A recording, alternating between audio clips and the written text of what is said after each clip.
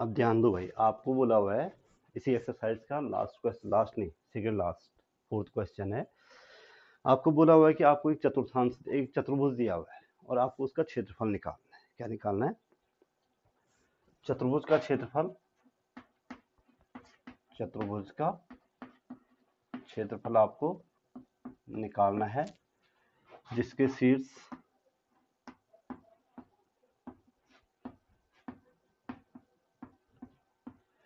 शीर्ष आपको दिए हुए हैं भाई, 4 माइनस 4 2 2 3 -4 2। दूसरा शीर्ष दिया हुआ है -3 -5 -3 -5। तीसरा शीर्ष दिया हुआ है 2 -3 2 -3। और चौथा शीर्ष जो आपको दिया हुआ है वो है भाई 2 and 3 तथा 2 and 3 है। उस चतुर्थांश का आपको, उस चतुर्भुज का आपको क्षेत्रफल निकालना है जिसके शीर्ष ये दिए। अब चतुर्भुज कैसा है देखो, सपोज के लिए ये कोई चतुर्भुज है भाई, कैसा भी हो सकता है, समांतर चतुर्भुज हो सकता है, समचतुर्भुज हो सकता है, आयत हो सकता है, वर्ग हो सकता है, ठीक है ना। सपोज के लिए ये चतुर्भुज ए बी सी और डी, और इसके शीर्ष क्रम से लेने, ध्यान रहे, -4 और 2। दूसरा शीर्ष है -3 और -5। तीसरा शीर्ष है 2 and -3 और चौथा शीर्ष है 2 and 3। अब आपको इस चतुर्भुज का क्षेत्रफल निकालना है। चतुर्भुज का क्षेत्रफल निकालने के दो तरीके हैं देखो। एक तो आप फॉर्मूले से निकाल सकते हैं, वो फॉर्मूला मैं आपको लास्ट में बताऊंगा। और दूसरा जो आसान तरीका है जिसमें आपको फॉर्मूला भी याद नहीं करना है और आप किसी भी एक विकर्ण को मिला दो, ठीक है ना। अब आपके पास दो त्रिभुज होंगे A B C A D, दोनों त्रिभुजों का क्षेत्रफल निकालो और दोनों को जोड़ दो, दोनों को क्या कर दो, जोड़ दो, तो चतुर्भुज का क्षेत्रफल क्या हो जाएगा, निकल आएगा, ठीक है ना, आसान है। अब हल में आप लिखोगे चित्रानुसार। अब आपने एक चित्र बना दिया, ठीक है ना, ए बी सी डी एक क्या है, एक चतुर्भुज है, और इसलिए चतुर्भुज ए बी सी डी का क्षेत्रफल, चतुर्भुज ए बी सी डी का बराबर कितना हो जाएगा, त्रिभुज ए बी सी का क्षेत्रफल प्लस त्रिभुज ए डी सी का क्षेत्रफल। त्रिभुज एबीसी का क्षेत्रफल प्लस त्रिभुज एडीसी का। अब आप जानते हैं क्योंकि त्रिभुज का क्षेत्रफल का फॉर्मूला आपको मालूम है क्या होता है, 1/2 x1 y2 minus y3 plus x2 y3 minus y1 plus x3 y1 minus y2। ये त्रिभुज का क्षेत्रफल का सूत्र मैं आपको पहले बता चुका। अब हम क्या करेंगे, हमारे पास दो त्रिभुज हैं, क्या क्या है, ए बी सी और ए डी सी। तो पहले हम लेंगे त्रिभुज ए बी सी के, त्रिभुज ए बी सी के लिए तो जो वर्टिसेस लिए जाएंगे त्रिभुज ए बी और सी, यानी पॉइंट ए पॉइंट बी और point C x1 y1 x2 y2 और x3 y3 होंगे। सिंपल, बोलो x1 कितना हो जाएगा, -4 y1 2 x2 -3 y2 -5 x3, right, and y3 will be -3, ठीक है ना।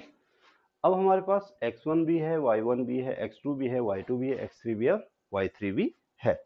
इसलिए हम कह सकते हैं, इसलिए क्षेत्रफल त्रिभुज ए बी सी त्रिभुज ABC का क्षेत्रफल कितना हो जाएगा 1/2 x1 का मान है -4 y2 माइनस y3 -5 माइनस का +3 minus into minus equal two plus plus x2 का मान कितना है तो यहाँ पे -3 लिख दूं सीधे y2 माइनस नहीं y3 minus y1 y3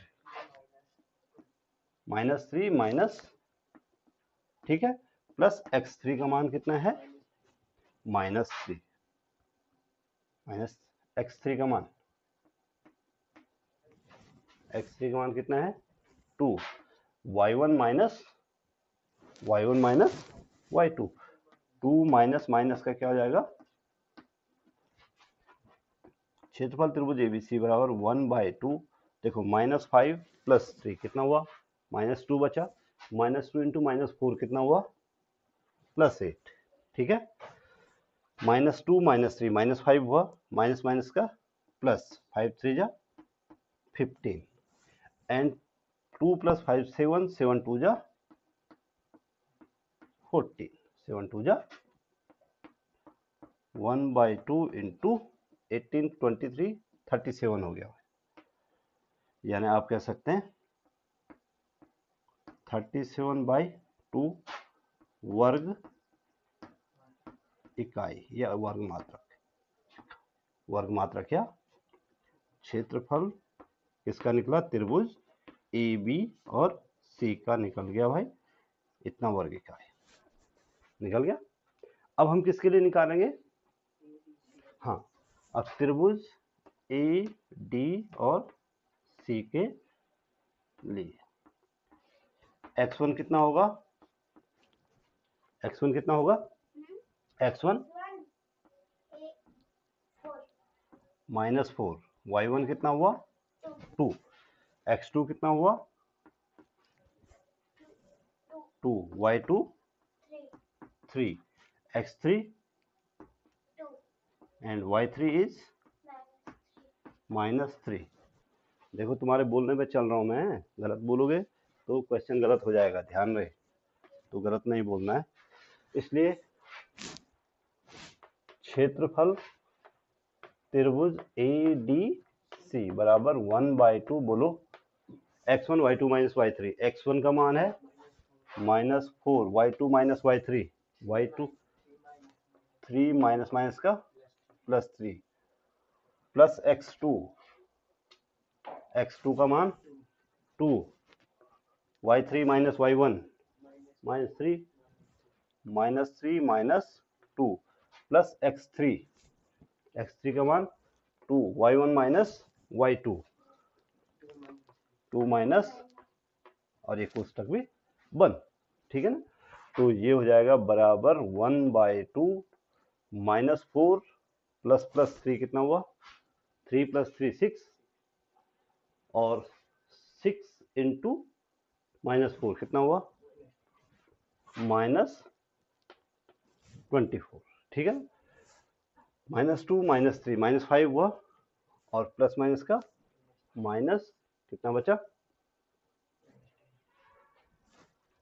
minus और 2 - 3 कितना हुआ -1 -1 इंटू 2 कितना हुआ -2 ये सारे माइनस में आए -2 24 20 10 34 38 -38/2 यानी -19 यानी कि 19 वर्ग मात्रक भाई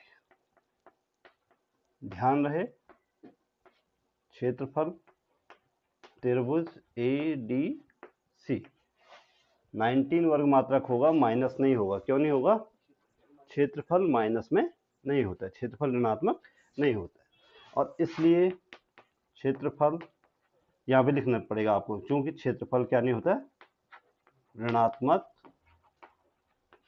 नहीं होता हो सकता क्षेत्रफल क्या नहीं हो सकता है और इसलिए क्षेत्रफल चतुर्भुज ABCD बराबर क्या बताया था आपको क्षेत्रफल त्रिभुज ABC प्लस